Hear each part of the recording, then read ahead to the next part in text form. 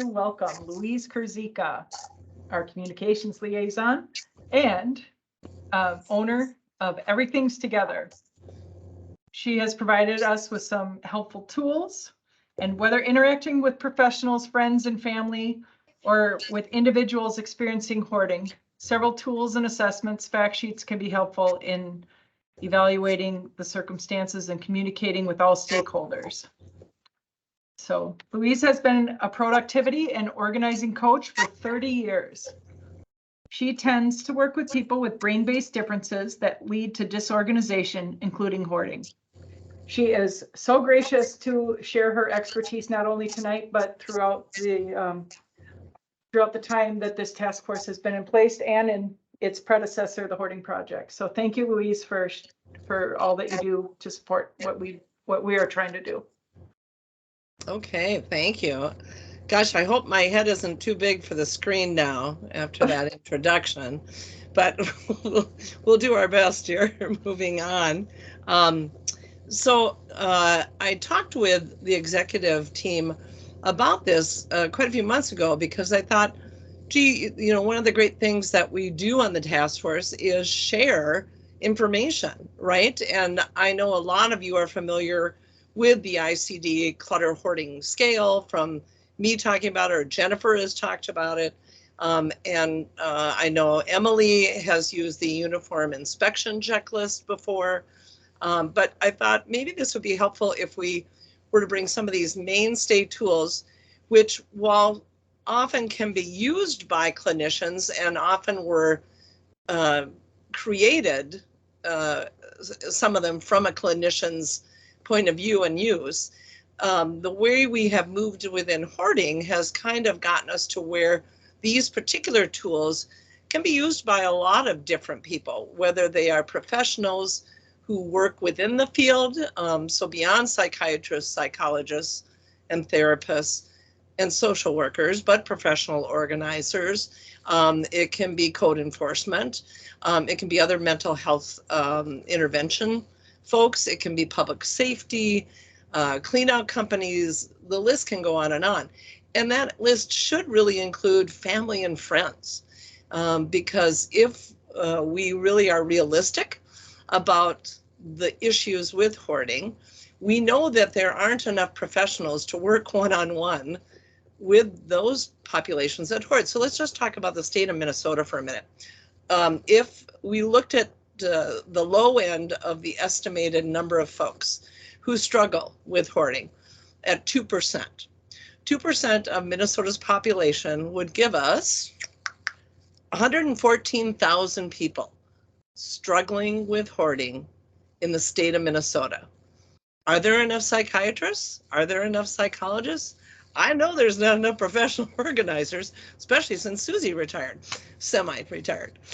But I think the idea here is that if there are tools that we can start to share with others, and as we in the task force continue our goals to help this be a community issue that the community looks at, we can get the community more involved in providing the support and the assistance for folks who are struggling.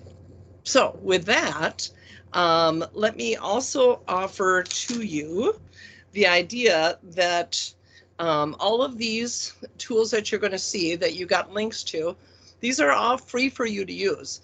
They are not free for you to sell, but they are free for you to use, and you're encouraged to distribute those to your peers in your fields that you work in, because they are good tools to use. And this is very indicative to the field of hoarding. People are very generous with their work because they realize from those statistics I just talked about that if there's going to be things that are going to work here and move us ahead, that we need to be looking at a broader way to approach how do we support and help people who are struggling. The next slide, Michelle, gives everybody who may not have been able to get to the links. So if you're wanting to quickly look at those and see those, you certainly can. There are 4 different specific tools I want to talk about tonight. The first is the ICD Clutter Hoarding Scale.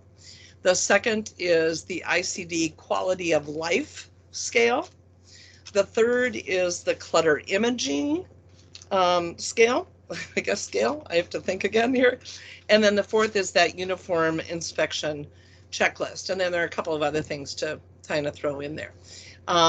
Let's see, Michelle, are you able to get to the next slide? If possible.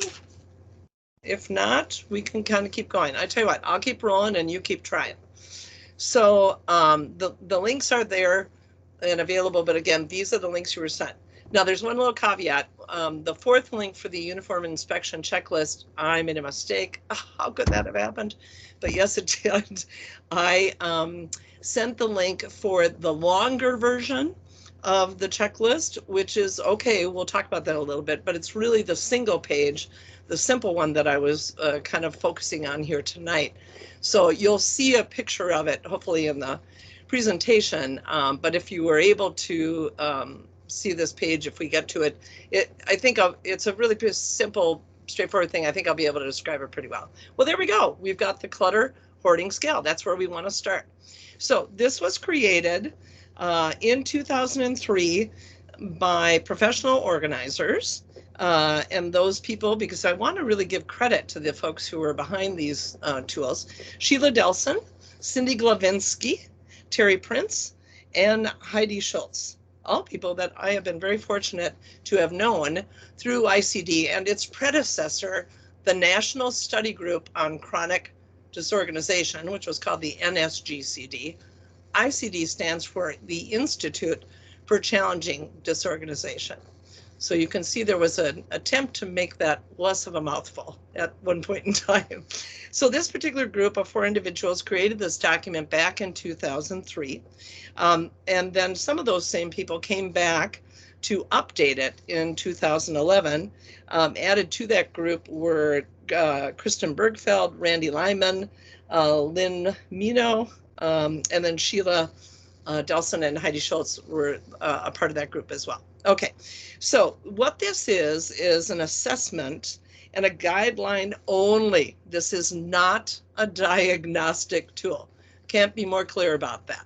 This is an observational tool that can help you in assessing the household environment. That's all it is. It's to observe and see, based on the information here, what's going on in the household in relation to clutter.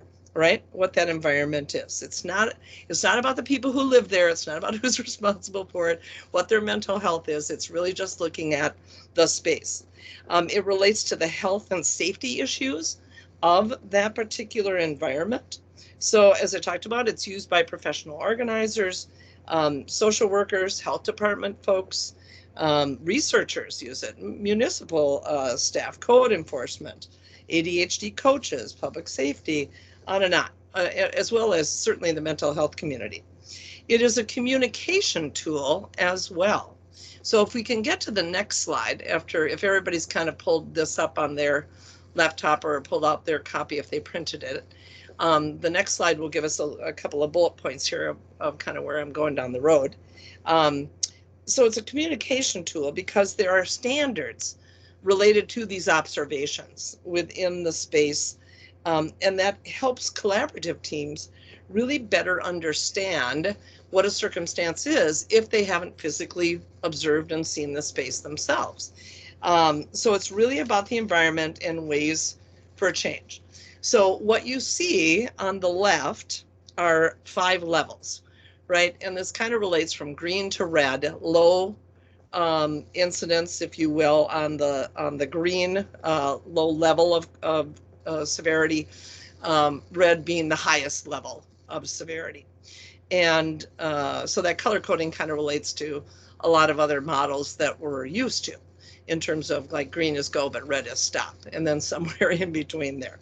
Across the top, you have the 5 assessment categories that then those observations fall into. So the first one is about structure and zoning.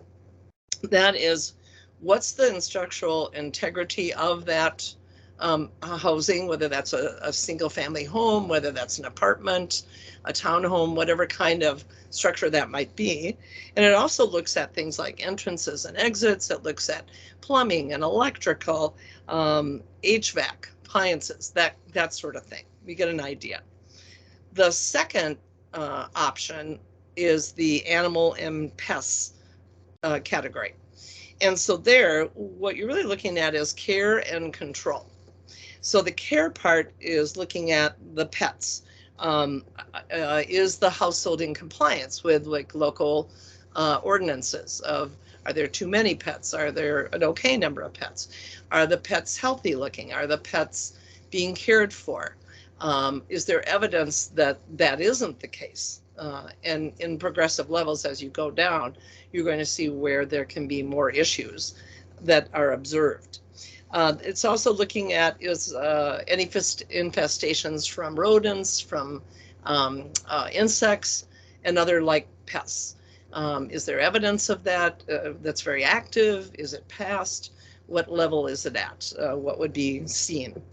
The third across the top of those categories is household functions. So this is really about safety in looking through the home. Do things actually function in terms of how the home is supposed to function? Can spaces be used as they are intended to be used? Is there access to spaces within the home? And also, I'm sorry, I'm looking at my notes here. Boy, this is tough when you can't see your own reading.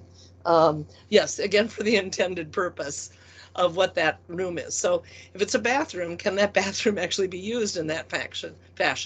A question I often ask many of my clients on the phone, or potential clients, is, so tell me where you usually sleep. Because that will tell me if the bedroom is accessible and available, or that might be an issue. So that tells me a little bit about the clutter situation before I even see it. But here it's observational. That fourth category across the top, health and safety. So this is really looking at sanitation levels. So is there some evidence that this space is not cared for, that it is not kept clean? That there's something that's maybe creating an issue around cleanliness. It's also about management of prescriptions, as well as over-the-counter medications. So are these easily available to pets, to children, to anyone else who might be in the home, or are they kept in a safe manner? And then the last one is the personal protective equipment, or PPE, a term that we are all very familiar with these days from our own personal experiences. But in this case, from that lowest level to the highest level, there are recommendations for, given the circumstance you see across the board, what should be the protection that that individual going into that space should be prepared for in order to protect themselves. So that goes beyond masks and goggles, and that can be booties to protect feet and footing. That can also be all the way up to hazmat suits, if that were to be necessary. And then there can be some extra equipment like, should there be a flashlight? Should there be a first aid kit, and so on and so forth. So you get specifics when you look at that actual scale. So let's talk about an example of the grid. If you got your grid, go to level 3. That's that yellow level, and then go straight across to the middle to household functions, right? So here's what they're talking about there. Is clutter in the way of key living areas? So you can see that's an observation to be able to say yes or no, and a little bit of yeah, a lot, or just a little. So there can be some subjectivity based on that observation. Clutter building around exits, halls, and stairs. So are there boxes and bags that are blocking exits? Are there things stacked all the way up and down the stairs? So only half of the stairs are really navigable if someone's trying to use them. Is there at least just one, this is at level 3, just one room that's not intended for its use? So if the kitchen is not available to be used, that would be one room, right? And as you go down, there's probably more than one room, and then in all rooms, and so on and so forth. So you can see this is kind of middle of the road. Improper use of appliances or cords. So that's a safety issue. You know, a lot of extension cords running across a lot of papers, maybe up and over here, over to there. So, or extension cords connected to extension cords. I think some of us have seen that in certain circumstances. Those would be the kinds of things to be looking at. The house unkept, again, not cleaned, it looks like on a regular basis, and small amounts of hazardous items. So that could be paints or chemicals or something that may not be stored in a proper way. So the idea here is that it gives kind of this little snapshot of what's happening in that space around that time. And then that becomes an opportunity, for instance, for a conversation to collaborate with other professionals around that. So for instance, if I had a phone call from a social worker who had a client who was struggling, she believed, with hoarding, and she had then gone and done a home visit and was able to use this tool, she could have a conversation with me to say, well, I have a client and I believe she's probably at level 3 on most of these, and could really use some help with that. I understand what I'm going into. If she were to instead say, well, I have a client who's like level 4, pretty much really almost level 5, I can respond by saying, you know what, I'm not the person for this remediation now. This is much more of an issue and a challenge than the process of decluttering that I can do with this individual. This might be more of a clean out situation, and then I can refer them to people who would be appropriate there. Now, I will say, just as a side note, there are some of those situations where I still will be of service to the client as an advocate if there is a clean out, to help them manage the expectations around that process. Because a lot of times, if they haven't been in therapy, they don't have that therapeutic support. They don't have a therapist coming to the clean out. And if they don't, if there's someone else there who understands what they might be experiencing, can at least be there as a safe place for them to talk and voice and share what they're saying in a very non-judgmental manner. So it's a good tool for communication amongst professionals. It can be a good tool for communication with family members, especially if family members live out state and there's only one person maybe here who can support the family. So a lot of ways that this tool can be very helpful. I'll let you know that at the website, the ICD website, there is a really long, nice explanation. What you see and what you have a copy of is like a small brochure. There's like a 20-page thing if you really want to get into understanding this more. And again, there's no charge for that to be able to access that. Hey, Louise. Yes. Wait, Louise, can I ask a quick question? Yes, please. So for level 3, what you were just talking about, the level 3 household functions, and with rooms not being functional for what their purpose is, does that mean like the main ones, like the living room, the kitchen, a bedroom, or is it like any of the rooms, like I I think we really want to talk about it's focusing on the rooms that are important to day-to-day life, right? Okay. So an extra bedroom is not necessarily important to day-to-day life. Right. A basement may not be important, but the laundry room in the basement might be important for day-to-day life, right? So yeah, I think that's a really good question, because there can be kind of a distinction there. And again, this isn't necessarily a perfect tool and there isn't a pass or a fail on it. It's really to help give an idea of what we're trying to look and work towards as we're moving along. Yeah, you bet. So the last thing that I wanted to say about this, that's okay. I don't know why that's doing that. How unusual is that? An alarm going off on my iPad that I don't believe I ever set. This is why I'm not running the slideshow. Anyway, I'm not sure I know what my little point was. Yes. Okay, so one last thing. Since this is observational, you may look at the structure and you might be able to observe, and again, this is, sometimes these are in different people's wheelhouses. Somebody in zoning is is going to be much better. Home inspections is going to be better with the structural piece, right? And understanding if that's a level 1 or a level 5. But think of your home as kind of level 1, if you will, that most of us can kind of identify with that. But when you're observing, you may have someone who falls under one category at level 2, another category at level 4, another category at level 3. So there can be some up and down there. Okay. So you're not trying to find like, is it just this? And that's why you can break it out and use that as you talk. Okay. Why don't we move on then to the couple slides to the clutter quality of life scale. So we can go past that. Yeah, there we go. So if you printed this out or you're having this somewhere in your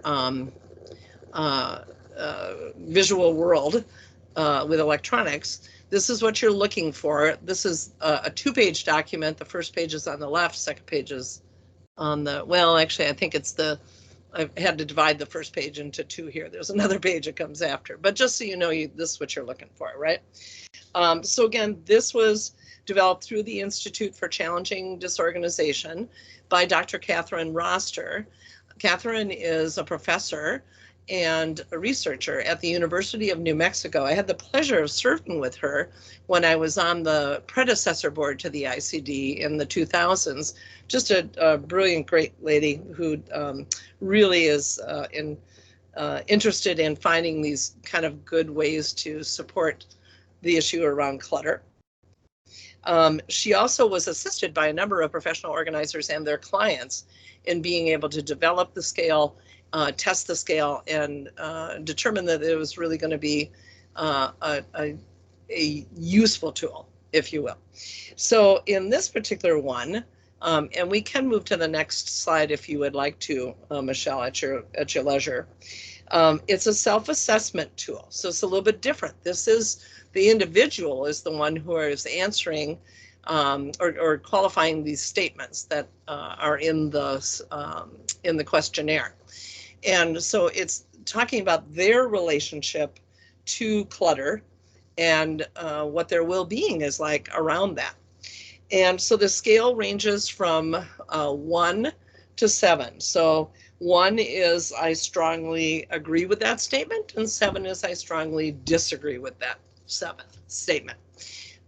So these 18 statements fall into 4 categories. They're looking at livability of space. So that's going to be asking or making statements that person will either agree or disagree with about what the physical space is like and them living in it. And then it looks at emotional, social, and financial impact. So as you read some of the questions, you can get a sense of what those kind of areas are. So something like the clutter in my home upsets me. Well, that's obviously an emotional impact statement, right? Or if we looked at, I feel guilty when I think about the clutter in my home, similar kind of thing. I neglected taking care of things that need to be done in my home because of the clutter. So that's kind of a livability or a social impact. So the good news here is that this is an online tool that an individual can go to the ICD website. They can anonymously take it. Nobody needs to know. They can look through it, give their answers, and then they're going to get some feedback as to what their answers indicate. This is also a tool that a lot of professional organizers will use, but other professionals certainly are welcome to it, to print it out, take it to the client, and work the client process with them, or work through the process with them, so that they can give the feedback of what's going on. So the thing that we would want to look at here is kind of how the, I guess, assessment comes about. So that there's a scoring that's given in the feedback if they do it online, and the scoring range goes from 18, because of course there's 18 statements, and if they all answered I disagree, that'd be 1. So someone who didn't have any issues with clutter were to take this quality of life scale, that's where they might fall. Or on the top end, if you answered 7, I strongly agree to every single statement, then that would give you a range up to 126. When the research was done on this, the mean that they found was 59, and that was with mixed populations. So that gives you an understanding that, you know, again, it's like the bell curve, right? You know, we're not usually at this end or this end, we're usually somewhere in the middle there. So this is valuable for self-perception, I think. It allows that person to have to think through, what do they feel about that statement? Do I strongly agree with it? Well, it's like, well, sometimes I do, or I'm kind of neutral on that one. I'm really not sure. So it gives them some sense of perception as to how clutter is impacting their life and how they express that, how they feel about that. For professionals, it can be a good tool to be using as a starting point in a project, or in a consult, to be able to get where people are seeing things. It then can be something that gets used again during the process, because it can show where progress has been made. It can be shown at the end of the process to focus on, or during maintenance to show, you know, where do you sometimes have some issues? Is there some backsliding? Because now you're answering a higher amount on the scale than you did before. Does that indicate that something's happened here? So again, it can be a one-time kind of tool that is insightful and helpful, or it's a tool that can be used a number of different times to make some changes for people. Okay, so are there any questions on that particular tool? Anything there? Okay. So before we move on to the next one, I do want to just share that ICD, the Institute for Challenging Disorganization, and by the way, the last slide in this, which I think somehow we can make this available to folks, lists all these, the websites of these entities that these assessments and tools are coming from, so that you would have an easy access to be able to get back there. So in any case, ICD also offers a number of fact sheets, and they're great because there's 10 different ones, and there's a lot of good information there. Like, for instance, one is on readiness for change. So again, as someone who is supporting someone in a cluttered situation, or a professional who has a client who they want to work with, this can be a way to talk about, just like the quality of life scale, readiness for change. A couple of others they have, tips for overcoming procrastination, that kind of relates to this issue. Or there is one on collecting, compulsive acquiring, and hoarding behavior. So good information there. Again, these are all tools that are available at no cost at the website. I will point out that the ICD does take donations though, and you can handily do that there. So, okay, let's move on then past this tool. And now we're going to move to the clutter image rating tool. And I think a lot of you are also familiar with this. This was created by Gail Stakidi. If I am saying that incorrectly, I apologize. I have actually met Gail. I have listened to Gail speak, and I will tell you that, oh, there's the alarm again. Okay.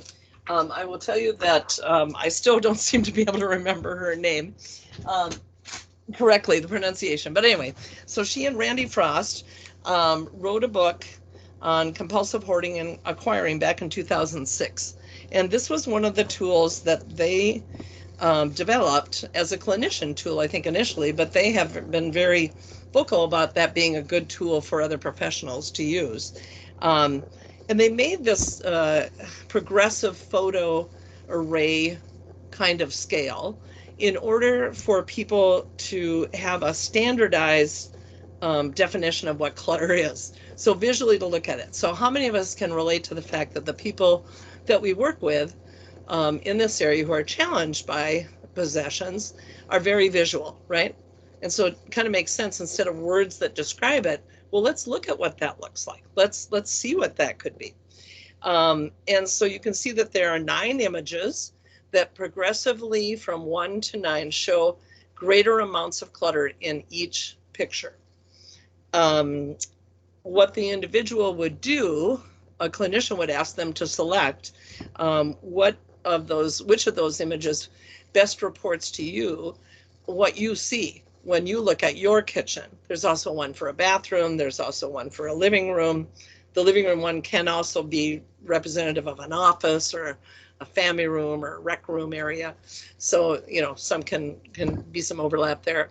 But asking that person, where would you like to put that number? What number do you think represents your kitchen or your bedroom?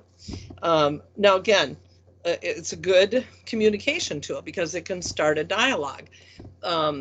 If I were to use this with a client, I might be saying, can you tell me what you think your kitchen looks like? And if they say, well, I think it's like a 4, but what I really see is a 6 in my observations, I can tell there's a little bit of a disconnect there. That's not to shame the person. That's not to point out, well, you're not seeing what's really there. It's just giving me some information to work with as we're looking through things. By the same token, if, and I believe Jennifer Leclerc has shared this before as a way she uses this tool, is to be able to talk with someone initially where they're at, and then as they've worked together, be able to look at the scale again and say, well, wow, remember when you were a 6 and now you're saying it's a 5? Isn't that great? That's like really some big improvement there. So it's, again, supporting that individual who doesn't often acknowledge and recognize the progress that's being made by an outside observation, giving them that reinforcement as to something that's there. Now, really important here is this is not a diagnostic tool. So again, just because you notice that the clutter buildup in that space is perhaps a number 7 or a number 8, that does not mean that this person is hoarding. I will tell you that what Gail and Randy had said in their materials were that if you were at a, I believe a 4 or higher, 4 or 5 in that range, that could be an indication that there are hoarding issues. But again, it's not a diagnosis. So be really clear about that part. Again, the other value is communication tool for myself and for other professionals. If we're talking back and forth and one of us has observed the space and the other hasn't, we can have a really good communication here because we're understanding the like pieces. You can flip to the next slide if you like to, Michelle, because I think there might be 1 or 2 things. Okay, nope, I think I got pretty much what was there. So the other thing that you want to make sure of is that the person is not feeling shamed by looking at this. So if you have any concerns that them having to describe it or having to pick something, then I would suggest not using the tool. Use your instincts there, but you can still use it internally and not necessarily have to present it to them. Again, this tool you can find at the OCD Foundation's website. That's one of the links that you have. There's also other really good information at the Obsessive Compulsive Disorder Foundation's website. That's what OCD Foundation stands for. And that can be information such as the 10 warning signs that your loved one has hoarding disorder, and some other tools and information. Plus, there's also resources and referral information there around hoarding as well. So some really good pieces to work with that clutter image rating. I'm curious if anybody else has been using this in their work. Would anybody like to share whether that's something they've found to be a helpful tool?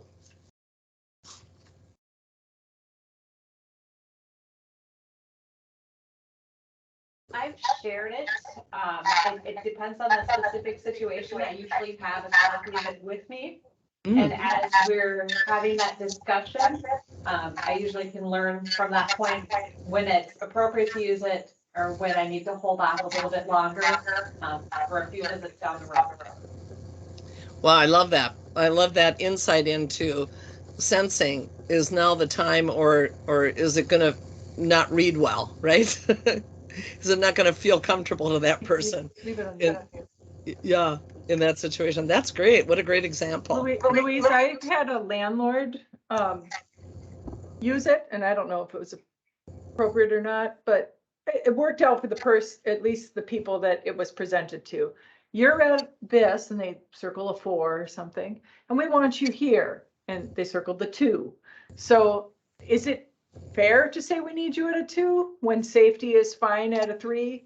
Not sure, but that's just about educating the landlord in terms of, okay, using that uniform inspection checklist, which I know you're going to talk about, in kind of in concert with this, and talking about what those items are. If those items are boxed or safe and not going to avalanche on people, that's a totally different thing than a bunch of loose papers that are going to set fire to the whole building. Well, that's really great, Jennifer, for 2 things I heard you say there. So the one is, yeah, a little education might be good for them, but it sounded like they were using it to try to give a path and a goal, right? Right. Which Yep. you know is really critical and important. And Absolutely. I think you also brought up the other good point that none of these need to be tools that are used in and of themselves and only by themselves. The idea of using this as part of the resource toolbox that you have and tapping into all of them at different times when it's appropriate makes sense. So yeah, should we move on to the uniform inspection checklist? We can do the next slide. If anybody has extra things to add, just put your question in the chat and we'll get back to you, or raise your hand. Thank you. I'm also looking at the time. I'm monopolizing a lot of your time. We like your time. So, okay, uniform inspection checklist. This was created by Marnie Matthews, who is a licensed social worker. She is the founder of the Center for Hoarding and Cluttering. It's out east. And again, not a diagnostic tool, but a tool that, in her point of view, was to create a standardized and objective tool to be able to assess the space, to help us setting some goals, to then look at some monitoring and measuring of progress towards those goals. So it's pretty straightforward here. Again, this is the quick reference, the 1-page one. You're seeing like half of it. There's step 1, 2, and then there'll be 3. And oh my goodness, sorry. There's the. Okay, now I stopped it. It took me 3 times to see the stop for that. Goodness. Okay, so in this step 1, harm reduction, that's really trying to look at, and we can move to the next slide if you'd like to. That would be great, because people can reference their piece they may have or be able to look back again. But this is really a safety kind of piece. So it's really looking at, are things unobstructed? Is there that egress? So there's a lot of about a lot of this is akin to what you would think of in code, right? Many of us are familiar with that 36-inch pathway that has to exist from in and out and within each room, in and out, in order to pass code, right, to be there. So it's taking a little bit of play from that. But what's nice about this tool is that you have on the left the specific listing of, here is the thing we're trying to measure. And then next to it provides a place for what would the goal then be that we're trying to deal with. So we're assessing the space. Let me take an example under harm reduction. All doors must be unobstructed, including the entry and exit, closet, cabinet, pantry, etc., right? So if you were to say that wasn't happening, then the goal, the specific area to be addressed, which is kind of the open space in this, can list in there, remove stacked boxes in front of kitchen pantry. So it could be very specific. And that, I think, is really valuable in working with people challenged by hoarding, because it gives them very direct language, very clear language, and it gives them a goal and a pathway to get there. This is how you're going to pass this inspection, is by being able to accomplish that task. And so this could be used on a weekly basis with someone who might be in, in a position where they could be losing their housing, to try to get them to a place where they will pass an inspection. Or it could be used monthly by professionals that are working with them to, again, show progress towards goals that they're working on. The other things in this quick reference, in the second section, these are inspection targets. So that's a little bit more around what you would expect in a formal, like a Section 8 inspection, if you will, or a code enforcement inspection. So example of their electrical panel and electrical outlets must be accessible. So knowing that those have, there's access to be able to get to those. And so again, there can be a specific thing. Oh, thanks for jumping back. There could be a specific thing under that one. I'm in that step 2 under the second listing, if you're following on the slideshow. And so there can be a specific then follow-up step towards that. So move furniture so that the electrical panel near the kitchen is not blocked. So if there was a bookcase that was covering that, clearly that would be a step that could happen. And then the part that you don't see on the bottom are general health and safety targets. That's the step 3. So these could be things like refrigerator and freezer clean, not overfilled, not expired or rotting food. So again, you can see how clear and direct that is, right? Which is really, really helpful to then be able to go back and reevaluate. The longer version of this is often said to be a little too overwhelming for most people. So, here's the longer version, and it's, this many pages. It looks like, to me, it looks just like a Section 8 kind of inspection report. So that might not be as useful as a tool. It could be a good tool for the professionals to be able to use, because it's kind of pulls things out and gets more specific, but it wouldn't necessarily be a great tool for that person. So if a family member or a friend were trying to use this, I don't think that would be good to share with the individual. And that may not even help them that much. Other tools might be better, and the simpler one could really be the way to go with that. Again, this is available to you at no charge. As a matter of fact, Marnie has made it clear she really wants people to use this tool. I would also like you to know that at her website, she does have a Facebook live video or a Facebook live presentation she did, a video of that you can go look at that talks more about this. So if you want to learn more about it, that just go to that particular resource, which is, if you want to do that next slide, Michelle, then we can have people see those resources. So she's the Center for Hoarding and Cluttering, the one on the bottom.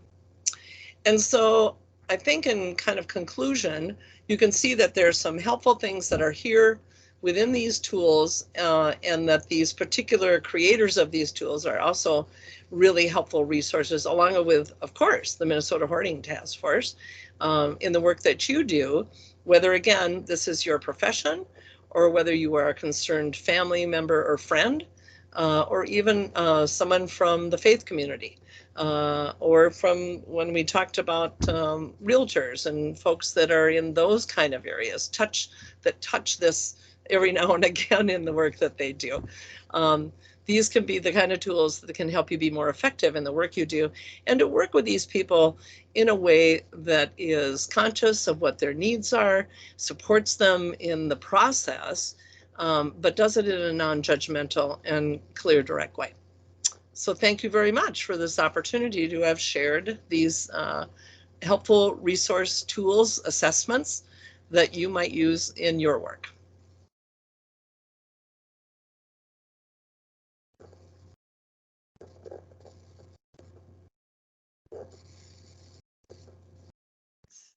Remember that we are recording.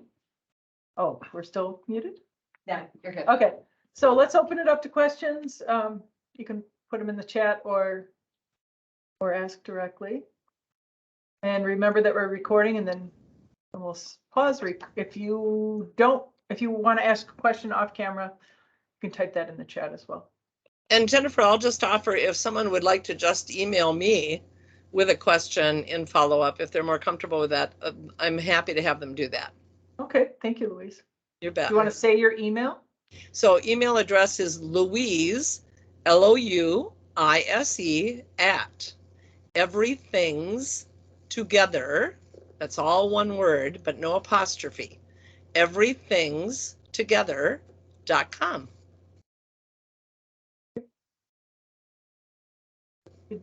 I just want to make a quick comment. Hi, Louise.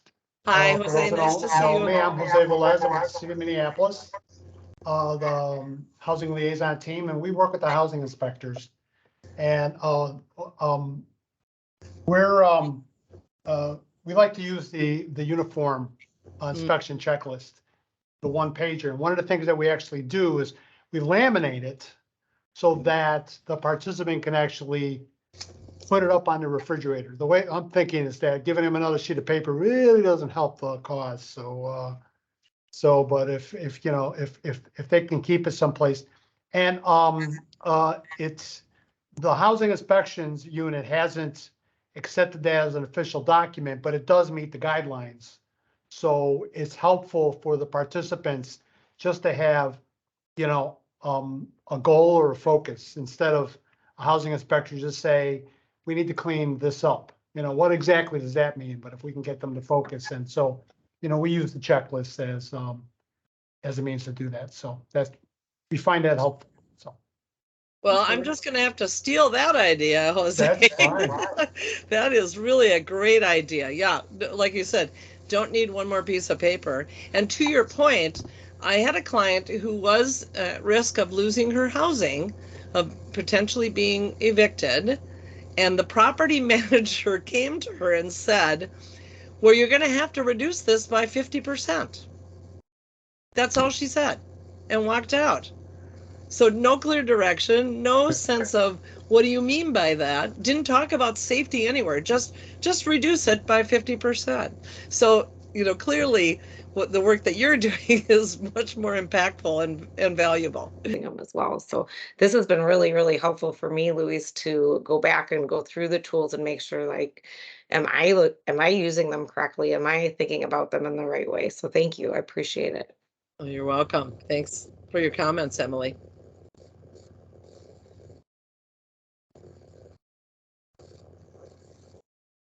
Okay, anybody else? I just want to say one more thing about, because I'm doing some of the longer training that Marnie's offering right now. Mm-hmm. And so she said, you can use this, you just don't have permission to modify it. So you have to use it as it is, because if you watch that video, you'll see that she gathered this information by talking to people all across the nation.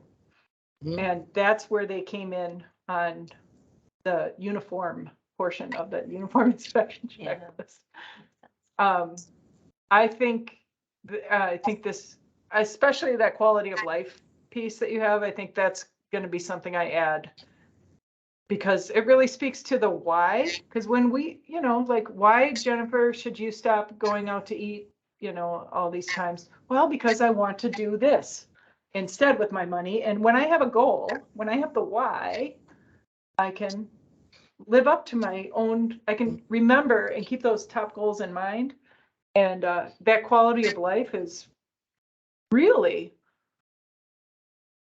painful when it's that disrupted by clutter. So thanks for sharing that. Yeah, that's great, Jennifer. And I think the fact that that scale was created through a significant amount of research and science to determine the right language, the way it should be presented, to be balanced, that tells us it's really a good tool. Yeah, thank you. Okay, let's stop recording. Thank you, Louise. You are very welcome. My pleasure. Thank you.